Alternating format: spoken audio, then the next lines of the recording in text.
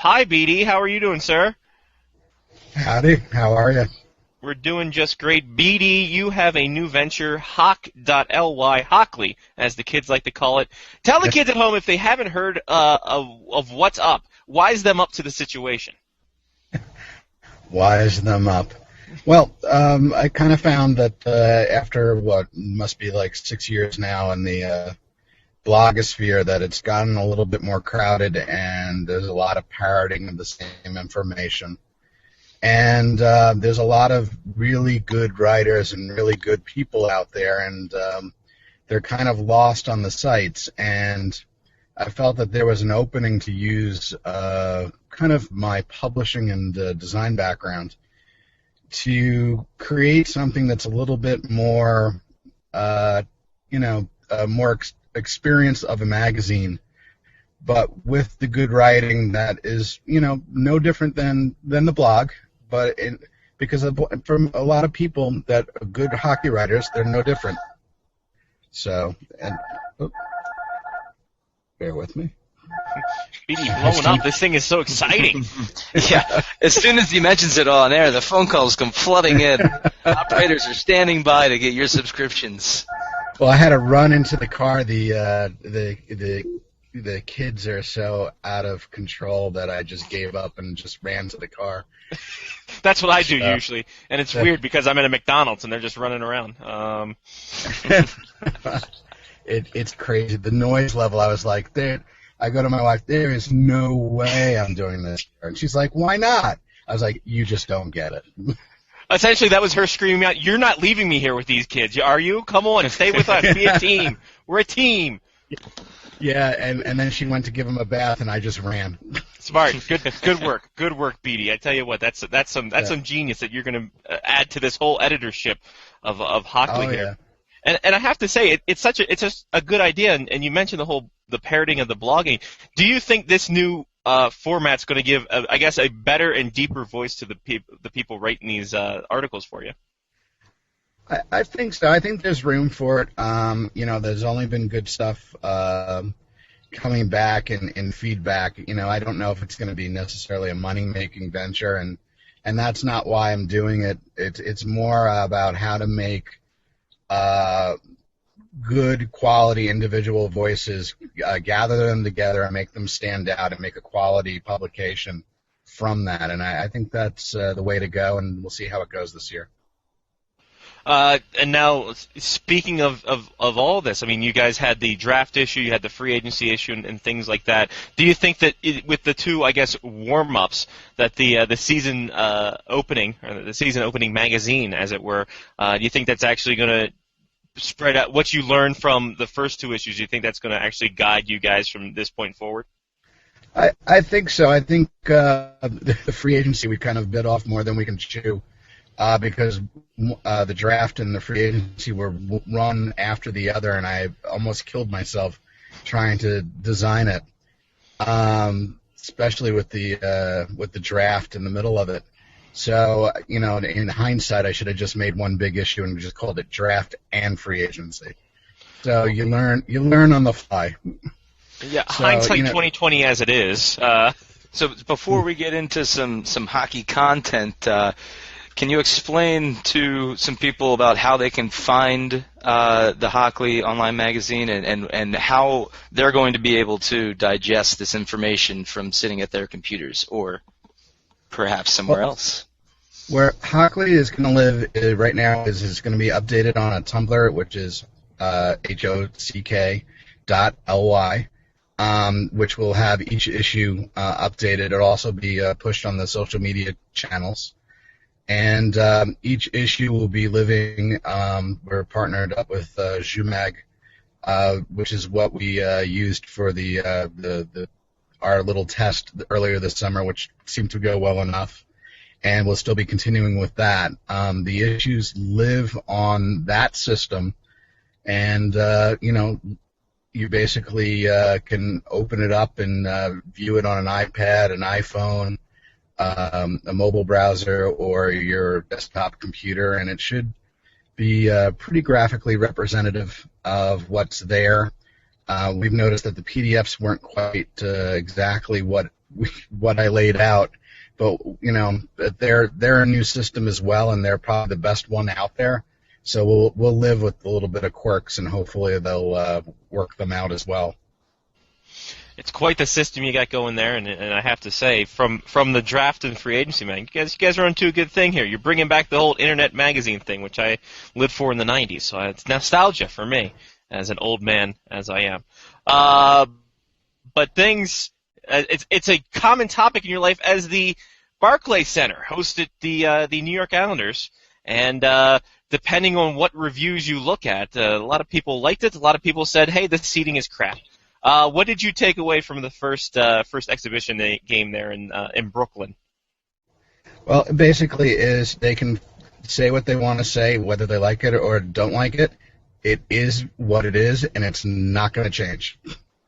That's the bottom line. There's always going to be a split. Some people are going to like it. Some people are not going to like it. Some people don't like that it's not perfectly made for hockey. The fact, and some people have been, tumbling around these ideas because Ratner, who owns Barclays, is redoing the Coliseum, that somehow the Islanders are going to end up back in Nassau County, and it's nothing further from the truth. They're on a 25-year ironclad lease, part of a $4.9 billion Atlantic Yards deal. The Coliseum is a piddly couple $100 million. The Islanders will not be coming back to the Nassau Coliseum in 25 years, and chances are they won't be coming back after that. Barclays is what it is, and there's going to be a mixture of feelings. There's going to be it's going to take time for people to warm up to it. And then the preseason is just one preseason game is just not going to be enough for some people. And it is a nice venue. It's not perfectly laid out for hockey. It's not perfect. And people are just going to have to live with it.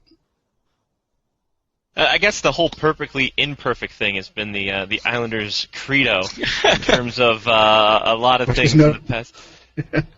No different than Nassau Coliseum, really. Or the Mike Milbury era, apparently. So there's that. Yeah. Look, if anything, the players have to like it much better than the Nassau Coliseum. So, I mean, really, the fans are going to get used to it, just like they get used to watching in any arena. The Verizon Center certainly isn't designed, it feels like to me, it wasn't really designed with hockey in mind. So, but people have gotten used to it. People have gotten used to the quirks and what seats are good and what seats aren't good. So the fans will get used to it. It's at this point the players in the front office and everybody who's involved with the actual day-to-day activities with the team that's going to love their lives even more now that they're in the Barclays Center. Unless, of course, they live in Nassau County and they had a 5-minute commute. But I don't think anybody lived out there. Hey, I live out here. Well, I don't think John Tavares lives out there. Is what I'm saying. Actually, they live on the North Shore. A bunch of them live out there, so I'm sure there's going to be a slight change of how they live and where they live over the next couple of years. But most of them actually live out on the North Shore, which coincidentally is where I'm actually trying to move towards and get out of Nassau County myself.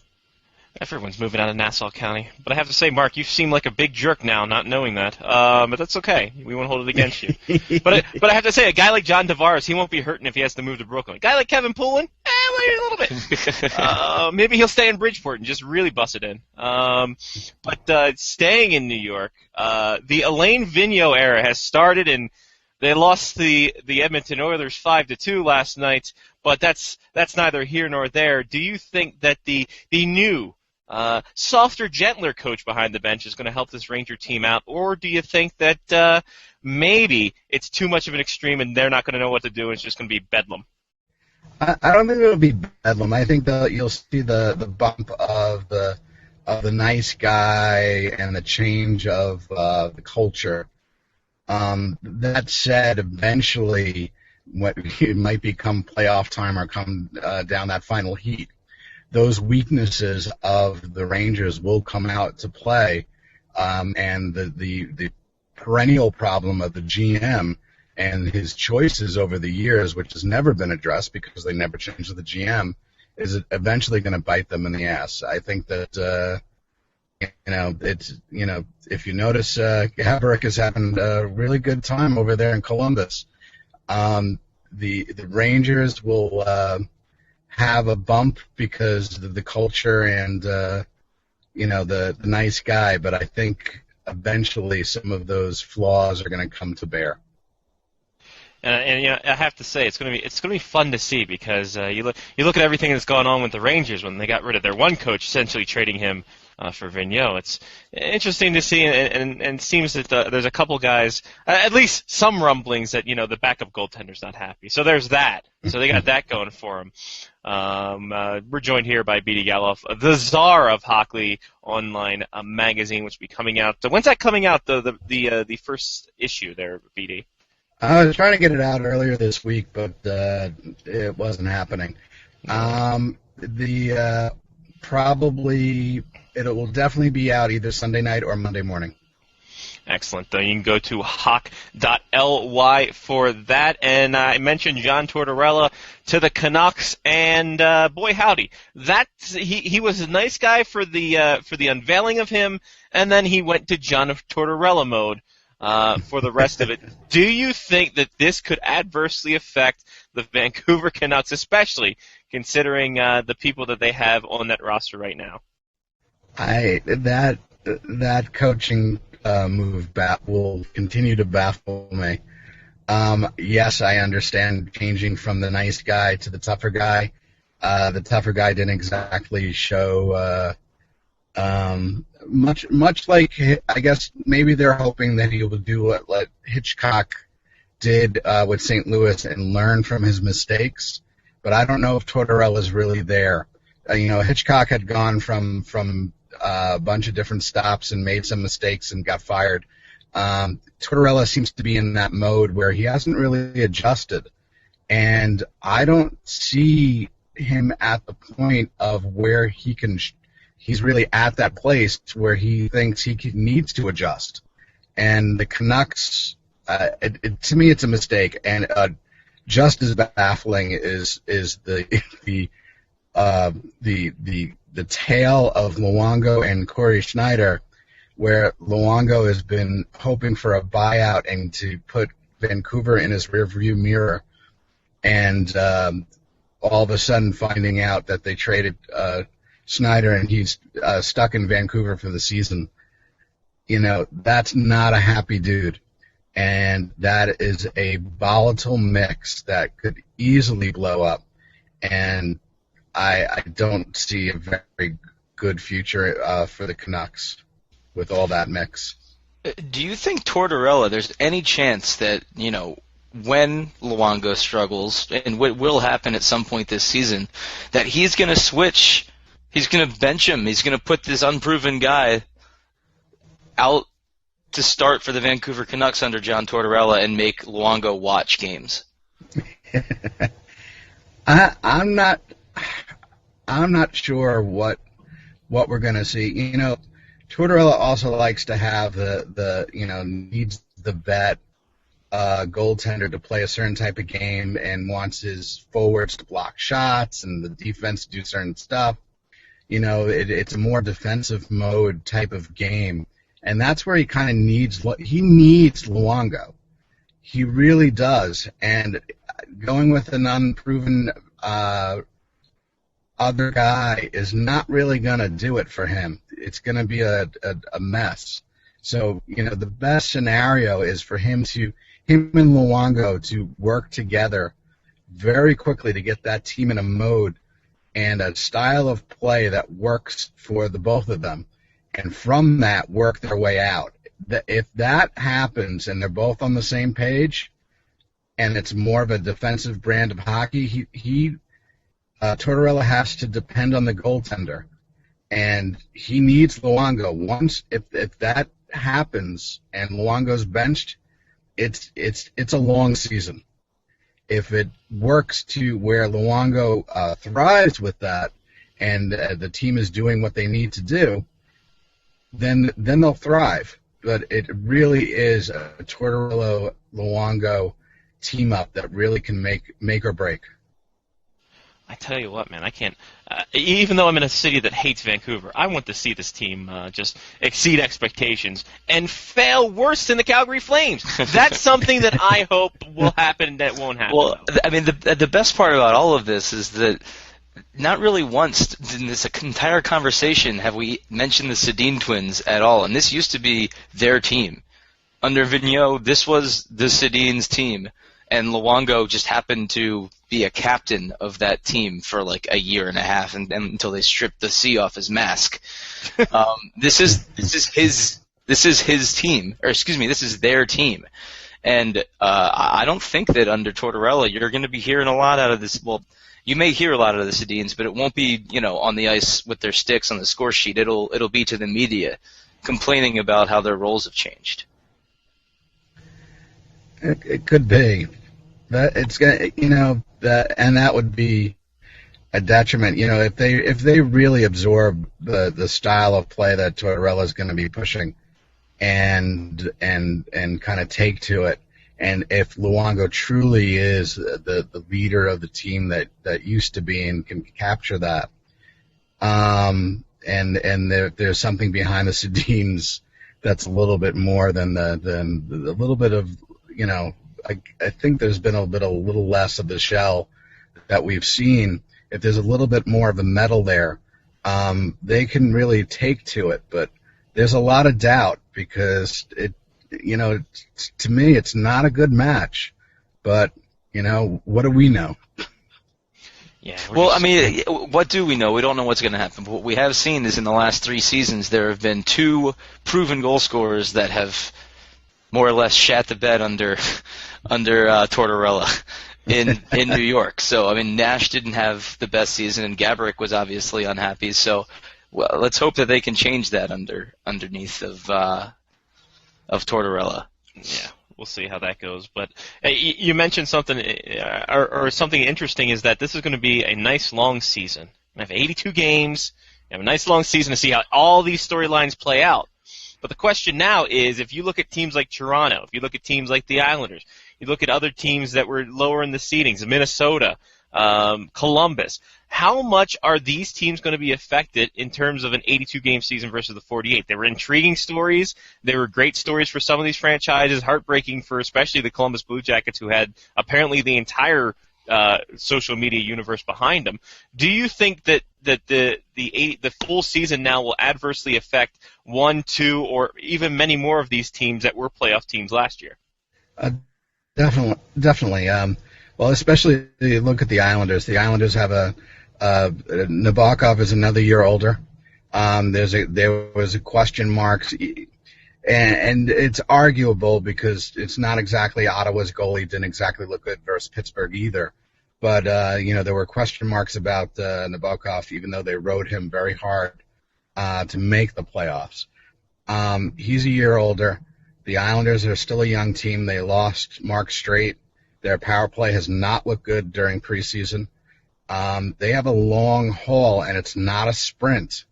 Young teams like Toronto, like the Islanders, maybe even Minnesota, they were able to make a sprint. But for the long haul, I don't know if they can really make it unless they can make it about halfway point where they can just float and then make a run. But if you see, some teams about halfway point, in the playoff spots, you might start to see some of them take a tumble because the season's a long haul. And some of those teams are not built for the long haul. I definitely think Toronto and the Islanders would be the most affected. Yeah, and you mentioned the goaltending for Nabokov, and we touched on this last week with everybody's good buddy Law Richardson. Was there, while the goalie pool was sparse, was there a chance for the Islanders to possibly either get a free agent that is a little younger and just as good and consistent as Nabokov, or maybe trade for one? Was there something to be made for the Islanders, and they just didn't pull the trigger one way or the other? They were looking and shopping all summer long, and nothing came together. I really think they were hopeful that some teams needed to shed salary, and were willing to sell off, and that didn't really happen the way they wanted it to. They saw the room of, on their cap as an advantage, and nobody was really willing to deal. So, and they're not willing to give up their pieces, because when you're built on a rebuild, you can't just give up the pieces. The pieces are the future. So they don't have a lot to work with. So for them, if nobody's willing to shed, then for them, they just stuck to the plan. If they can't find a free agent they feel that was an improvement, then they stick with Nabokov, who's very well respected in the locker room and very well liked. So, and despite the fan sentiment for the playoffs, they still have a lot of faith in him. It's definitely something that's going to be interesting for the Islanders. Who's this guy that's coming on to? Hi, Johnny P. Welcome back. Johnny P is turning his microphone on. He doesn't know what's going on. He hasn't been in front of a mic for 5 weeks. And, I have, just not on the show. Okay, well that's good. Johnny, we're talking to BD Gallof now, and he is sitting here, and he's actually doing a taxi cab confession as well. That's another good part about this whole thing, is that he's bringing it back to HBO, along with HOCKly, the internet magazine that's taken the world by storm. BD, before we let you go here, real quick, what can we expect out of this? You got anything that's already there that you just need to just put in a layout and just put in a position for the kids to enjoy for the premiere edition, I guess it is, of HOCKly? What do you mean for what? What features do you got? What can the kids expect if they're saying, you know what, I want to know what to expect before I expect it, which doesn't make a bit of sense, but still. If we were writing a HOCKly table of contents, what would we be looking at for this edition of HOCKly? Well, I have a piece with one of the Islander bloggers that went over to Barclays and took some pictures and gave a piece on his experience at the venue. We have some other pieces. Russ Cohen is doing it based on the goalies this season. We're going. I have Jess Rubenstein and a few others working on different prospects and different stories going on with that. We have what was the other? We have a couple other things. We're also doing a poll from everybody to see the predictions from everybody on what to expect this season. The prediction. I'm still trying to figure out my King Clancy pick. I really don't know who's going to win that award. The humanitarian award's a big thing, and I think it's going to be a 5-horse race of who cares, who did it, what's a humanitarian. I think those are my top 3. A comeback player of the year is going to be a tough one too. Well, don't call it a comeback for LL Cool J, so we know he's not going to win it. Real quick. Jason Spezza, the Calder. Yeah, Jason Spezza could win the Calder. Johnny's right. He's the captain. He's got the C on it. He just needs the other 5 letters to win. Now, real quick before we let you go, BD, again, because I'm wrapping this up a second time, your thoughts on the line brawl of the Leafs and Sabres. What could you experiencing what your team did against the Penguins? Are you glad that one of the goalies didn't get their faces punched in? Well, having the preseason can be quite the fisticuffs. One of the first games that I ever went to see in the press box was actually the infamous Islanders versus Rangers brouhaha, which was a lot of fist flying, and Sean Avery was out and trying to pick a fight with Garth Snow in the back in the locker room. So I've seen quite a few things during preseason. It gets a little hot. And it's funny, Sean Avery then asked Garth Snow out on a date. It was really weird at the time, and then Garth Snow, what? No, I only date 16-year-old girls. That's all my thing. So there's that. Never gets old. Never gets old. Just like the girls. Here's a little tidbit. The person who took that picture with the ladies is his wife. Oh, yeah. Oh, wow. Gangster.